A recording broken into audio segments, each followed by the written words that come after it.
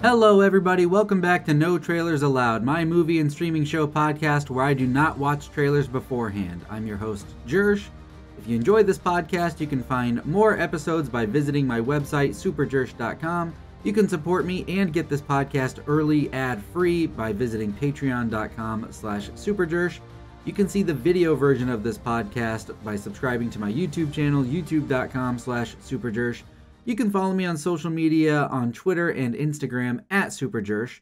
To be a part of the conversation with any questions, comments, or suggestions, my email address is notrailersallowed@gmail.com. I want to quickly welcome new patrons Jeremy and Scott. I want to thank Patreon executive producers Mirrors, Triss, and I Love Manatees, and thank legendary Patreon producer Zelbinian. In this episode, I'm going to review West Side Story and Licorice Pizza.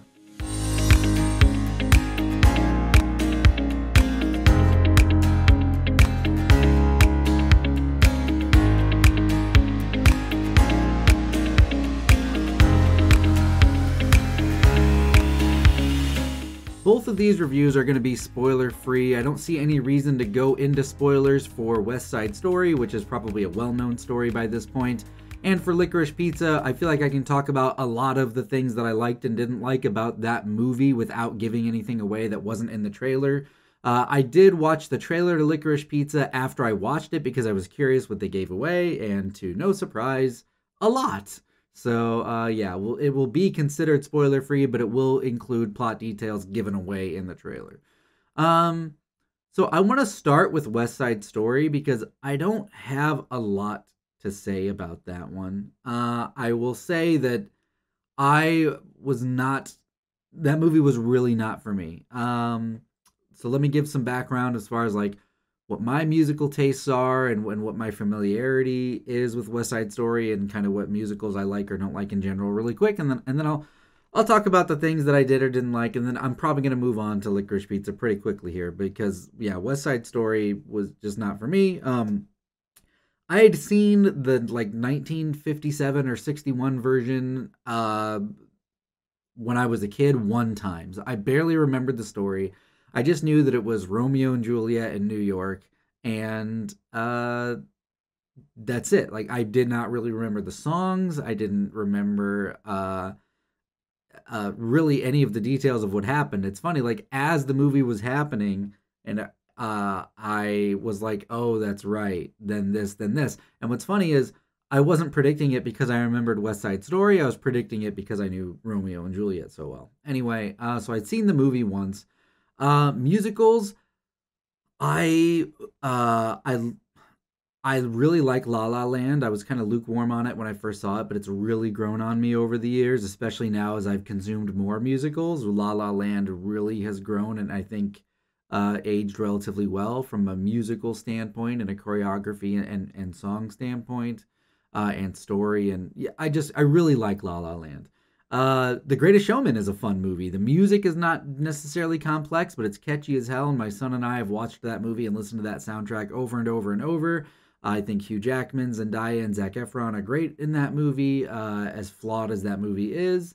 And Michelle Williams, too. She gets a song in there, and she has a smaller part in the movie, but yeah, we enjoy The Greatest Showman around here. I do not like In the Heights. I've never seen Dear Evan Hansen.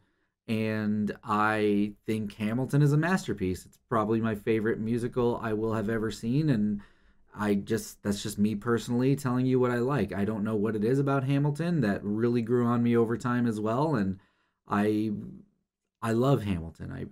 I adore 95% of everything from Hamilton. Like, anyway, so it's not being a musical on your own does not immediately rule out my interest. I am a musician as a hobby. I'm a filmmaker as a hobby. I love the marriage of those two forms of entertainment together in musicals when done really well. You know, what's the answer to a good musical? I don't know. But anyway, so things that I liked is, geez.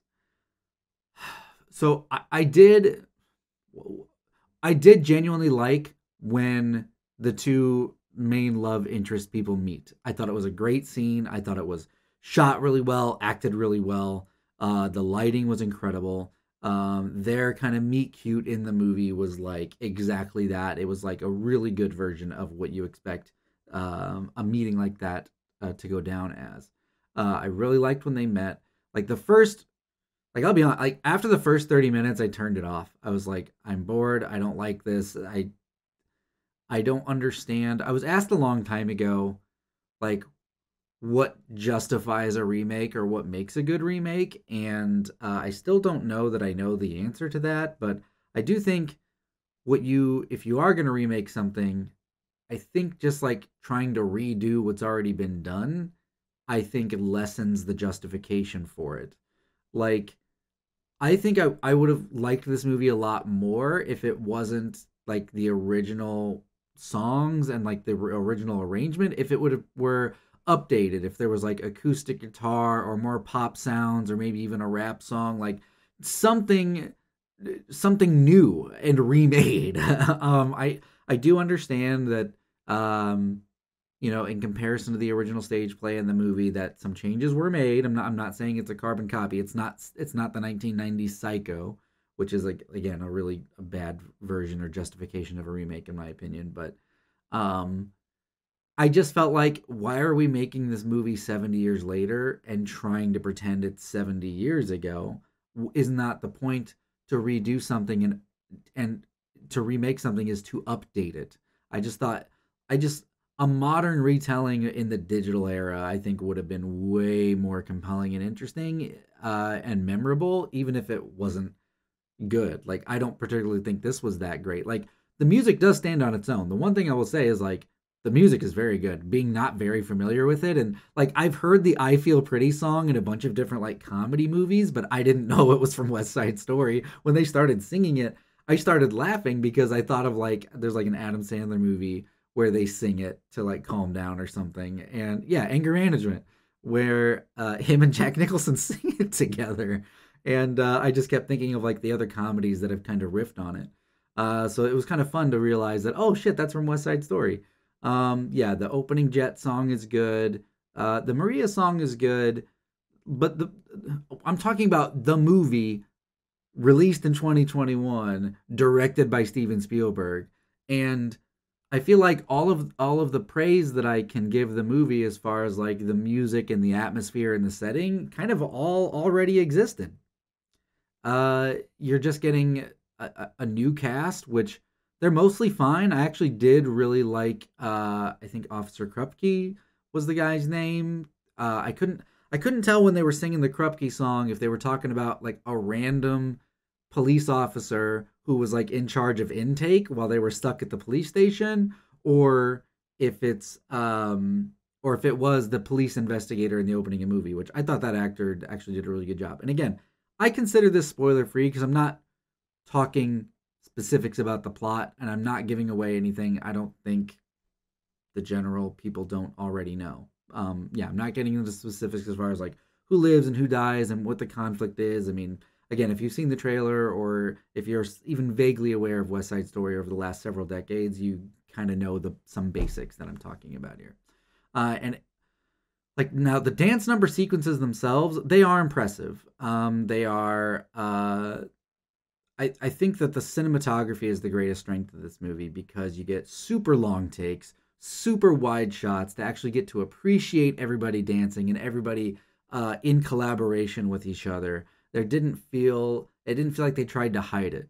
It wasn't maybe as fancy as some other movies can be. Like again, like I think about The Greatest Showman and like how fancy some of that stuff was and how like over the top that stuff was, but it was also super really heavily edited and in front of green screen and nothing really naturalistic about it. It was really about kind of the showman esque ness of it. I don't know if that's a word, but this felt just like real people really dancing really impressively, and so I did enjoy that. I liked that quite a bit.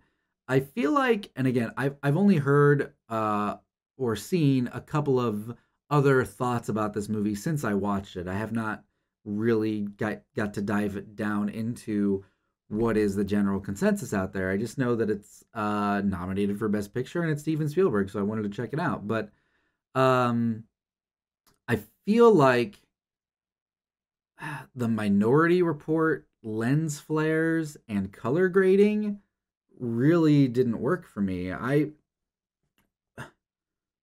don't know. I wish there was more.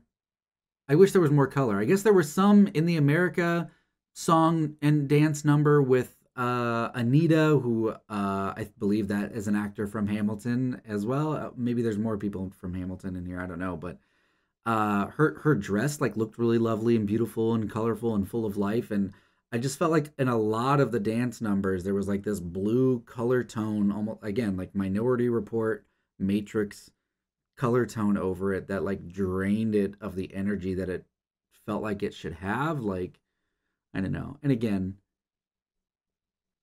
making it modern day but trying to recreate the 50s look, I just felt like instantly I was like, wait, we're sticking with the 50s.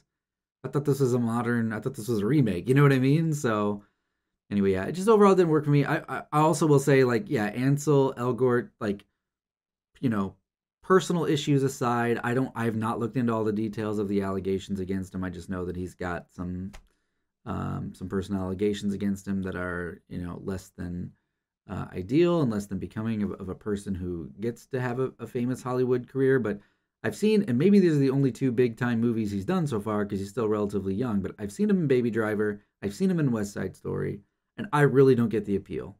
I don't get a charisma, I don't get a screen presence, I don't get a lot of believability in the performance.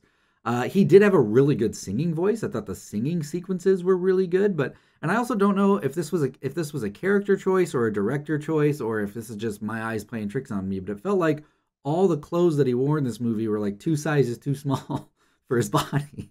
It's just like, yeah, he looked kind of goofy, and yeah, it didn't really work for me. Like, the music is good because it's the music of West Side Story that has stood the test of time, and the story is good because the story is Romeo and Juliet. So like, what did this movie do to kind of justify its existence? Not a ton, in my opinion. The cinematography and like the choreography of the larger set pieces were really appreciated, but there was really nothing new here to appreciate or say like, I'm glad that I watched this. Like, I'm not gonna sit through it again, probably ever.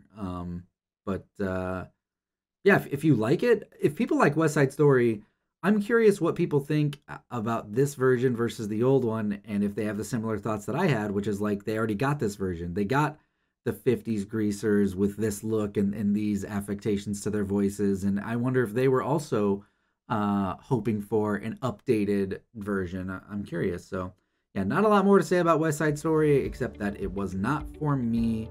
But if you enjoyed it, I'm glad that you did. Now let's move on to Licorice Pizza.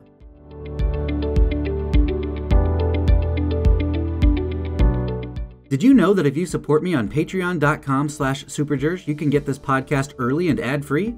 You probably didn't know that because you're listening to this promotion right now. Which means you also probably didn't know that there are dozens of hours of Patreon exclusive content over there, like full album music reactions and full movie watch-along commentaries. So head on over to patreon.com/superjersh to help the music and movie discussions continue. And for you gamers out there, don't forget to check out my gaming-focused YouTube channel, youtube.com/jershplays. Recently, I've been focusing on Guild Wars 2, Overwatch, and Fortnite, but there are also dozens of hours of gameplay videos for single-player games like Detroit Become Human and the Resident Evil series. Subscribe to that channel ASAP. It's free and helps a lot. Speaking of free, if Patreon isn't your thing, make sure you are liking the posts, commenting, sharing, rating, and reviewing, and subscribing everywhere that you can if you enjoy anything that I produce, music, movie, or gaming related. The only way it can continue is with your help. If this is all too much to remember and you want to see the different types of content I'm producing all in one place, just visit my website, superjersh.com.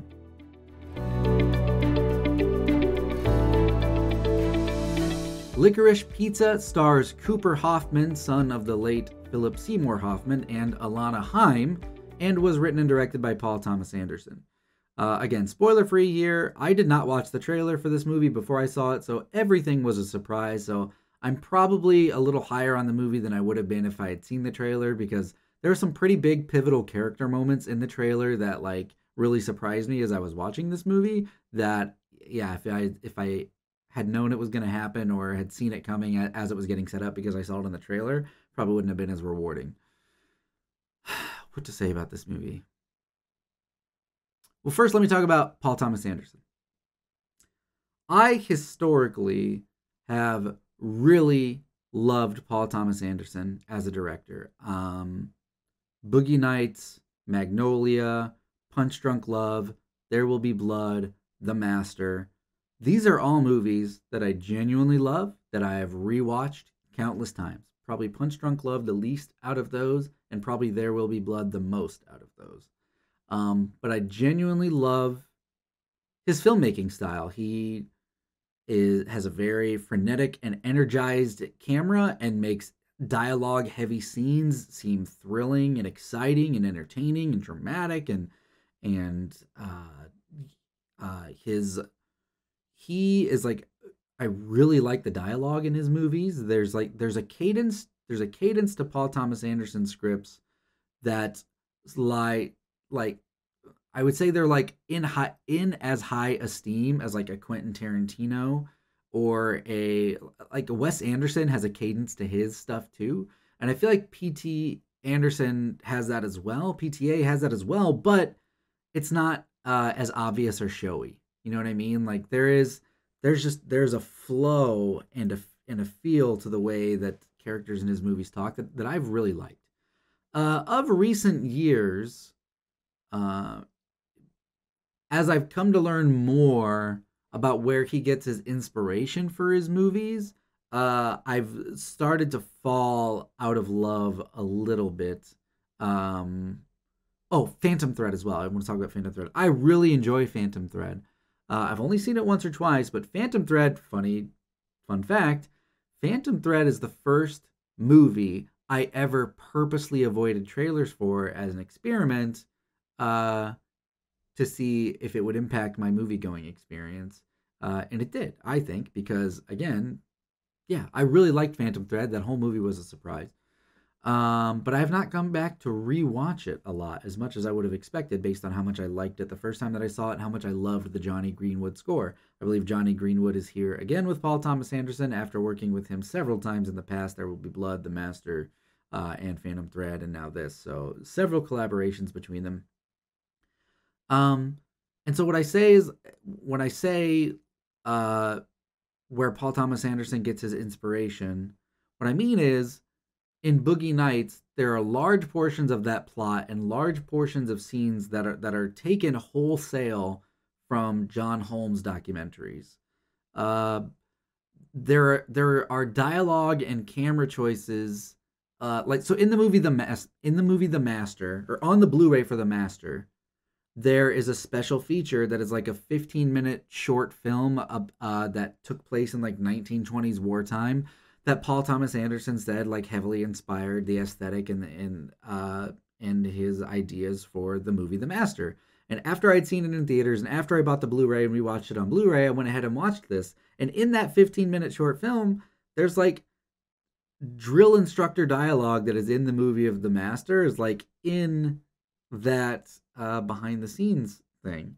And so I come to now talk about Licorice Pizza because it's my understanding that this is also based on a bunch of like real life things, stories he's heard from other people, again, a famous producer, what was his name, John Peters, played by Bradley Cooper in the movie. Also, a lot of his stuff given away in the trailer. I forgot that Bradley Cooper, I had heard a long time ago that Bradley Cooper was going to be in a P.T. Anderson movie, but I forgot that it was this one, and I forgot that it was right now.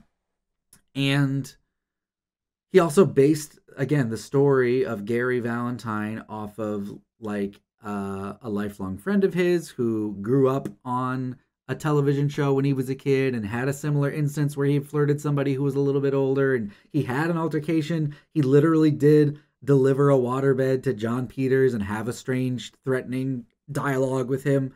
And it's like, when I'm watching a movie and I'm in love with a movie and a movie director and writer, I'm like, oh my gosh, such creativity. What a mind. What dialogue. What concept of drama and dramatic situations. And then when you find out it's just a story he was told. Oh, so he didn't have to come up with any of it. He just decided that would be cool in a movie.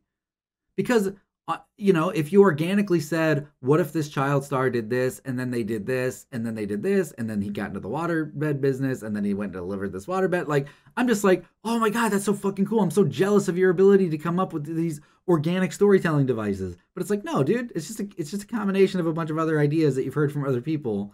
And I get it, like that's what writing is like what, not just writing, but that's what creativity is like seeing moments in life, seeing the value in it, seeing the entertaining and dramatic value in it, and being able to put a spin on it and tell a more cohesive, larger, different story from it, right? So it's not the idea of, like plagiarism or not actually writing. Like, of course, he fucking writes his own movies, and had the thought of like, wow, these would be really good scenarios and really good characters for a movie. I'm going to write a movie. And that's what inspiration is.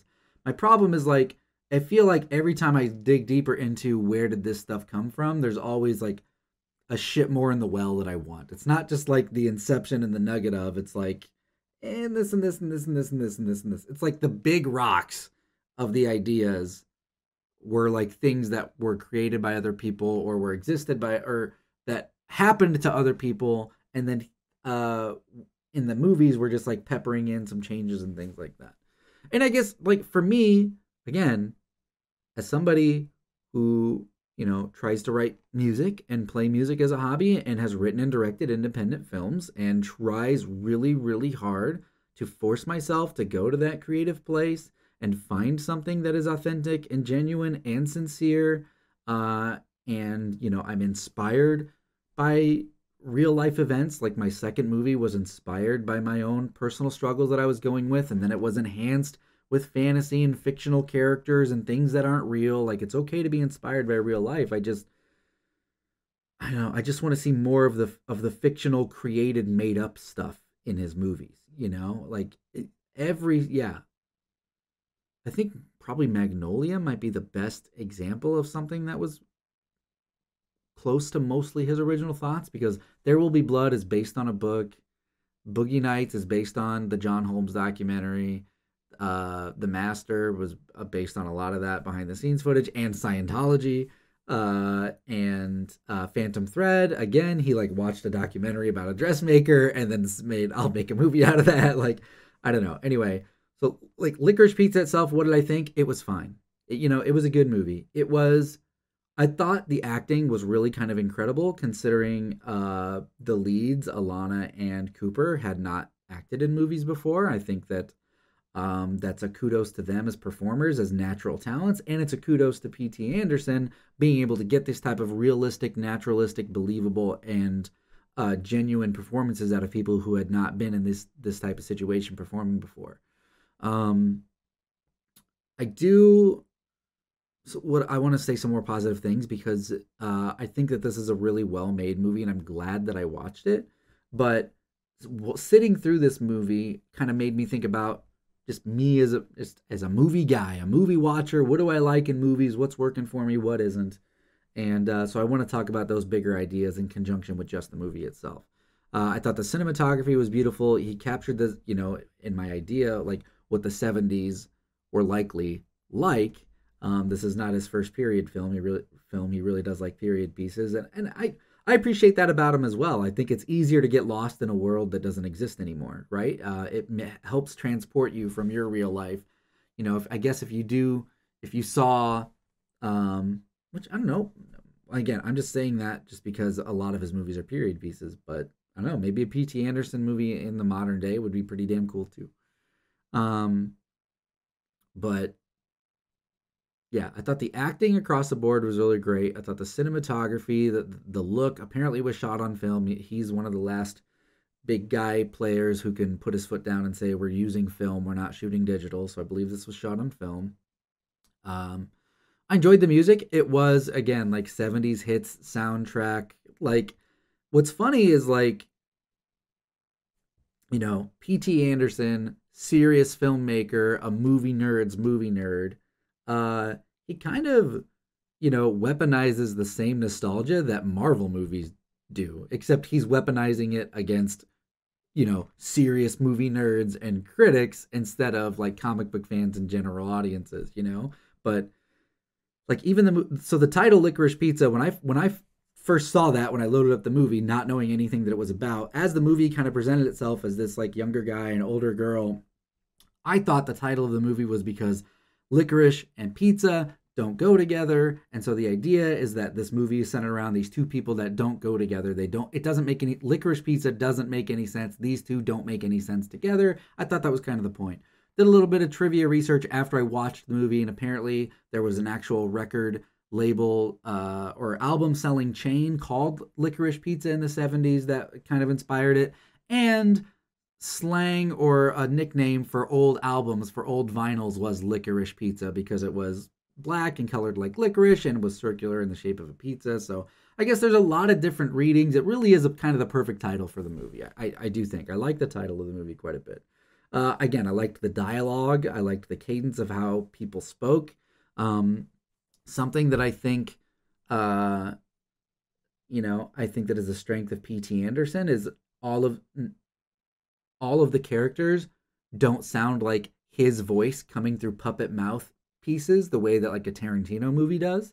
I feel like the characters in Tarantino movies, which I also do genuinely love, all kind of sound like his perspective in the way that he talks, just out of different other mouths. Whereas characters in Paul Thomas Anderson movies, they sound like they're coming from different places. They're kind of more believable and authentic to their characters, and I think that's the strength of like really good writing. So, like the dialogue as well. I liked the little moments that we got throughout the movie, but I was kind of let down, and I did like that we didn't know where it was going. There was a sequence with a truck involving the waterbed scenario that I thought was like the standout sequence of the movie. I really enjoyed it. I thought it was super tense. There was a lot of like really good, small, tense moments in the back half of this movie where I was like, oh my gosh, what's going to happen? And I was feeling for the characters because the character work is really good, but it is kind of like meandering from a plot perspective. I do know, or I since have become aware now after watching the movie and allowing myself to read a little bit about it, that there are kind of two controversies surrounding this movie. The first of which is the relationship between Gary Valentine and Alana Kane, because he's 15 and she's 25, and that's like inherently inappropriate. And I feel like, I don't know, I feel like the movie, I think what it's trying to do is to show that he's wise beyond his years, and he's way more mature than what his actual age is because of his life, because of his upbringing, because of his show business career. Adults speak to him as peers, and he's not kind of seen as a child. And she is kind of, I'm still living at home. I don't know what I'm doing with my life. It's dead end job after dead end job. She's kind of behind the eight ball in years of maturation of where she should probably be. So I think the movie is making an argument that they're more compatible than we realize because of the number. Having said that, I feel like you probably could have told that story and just had them both be legal age and let everybody feel a little bit better about it, because I don't care how mature you look or sound when you're 15, you're 15. You know what I mean? So I never found myself rooting for them. I never found myself believing that I wanted them to get together, that I wanted them to be a thing. I wasn't invested in that relationship. Similar to West Side Story, I wasn't invested in that relationship at all, but I really wasn't invested in this one. Not just because of the age difference, but because they were so different. It seemed like an infatuation that happened and then should have gone away, because he is really mature and business oriented and focused, and she is totally not. And I also get that like that's the point, like opposites attract or whatever. But I don't know. I just never bought into their relationship, or bought into rooting for their relationship, and kind of the whole movie hinges on that because there's not a ton of plot to talk about. So going back to what I said earlier about exploring my thoughts, just like as a movie goer and movie lover and appreciator, is I'm noticing a trend as I'm forcing myself to watch more movies these days, where we're getting way more, we're getting either extremely character focused with a lackluster or completely missing plot, or we're all plot with zero character development. And I wish we could just close that gap a little bit, right? Um, Again, as I recited the Paul Thomas Anderson movies of, There Will Be Blood and Phantom Thread and now Licorice Pizza, it's like, what's the plot? What is the driving force of the story? Where's the momentum? Where is the conflict? Where are the things changing and forcing people to grow, and where is plot and story? And like, there's not a ton. There is a ton of is character interaction, and character development. Like, what is the state of the world at the end of the movie versus what was the state of the world when the movie began? And I feel like in a lot of movies these days that are character based, like the state of the world, the plot, and what happened is like almost non-existent. But then you get into Christopher Nolan territory where it's like all plot. I'm not even going to bother to give my characters fucking names. Fuck it. The protagonist is named the protagonist. And it's all just a machination to tell, the plot, to finish Act 1 and hit you in the face, and get to the midpoint, hit you in the face, and get to the end of Act 2 and hit you in the face. It's like so focused on structure and plot that there is no character. There's no connection to the people in it at all. So I just want, I personally feel that the best movies, the most memorable movies, the movies that mean the most to me and the type of movies that I would, hope to make or strive to make when I made movies is both, character, interaction, and development and change in an interesting plot or situation that is also evolving together, right? And yeah, so this type, like, again, like Once Upon a Time in Hollywood, Hateful Eight, like, again, I keep going to Tarantino because that's I really feel like Tarantino, Rodriguez, PTA, they're like of an era, late 90s, early 2000s. I grew up with them as my heroes. And so, I think about their movies a lot. The Power of the Dog is a more recent example. It's a movie I reviewed prior that was mainly character focused and about character interaction more than it was about the plot of the movie. What's the plot? We're on a farm. That's the plot. you know? And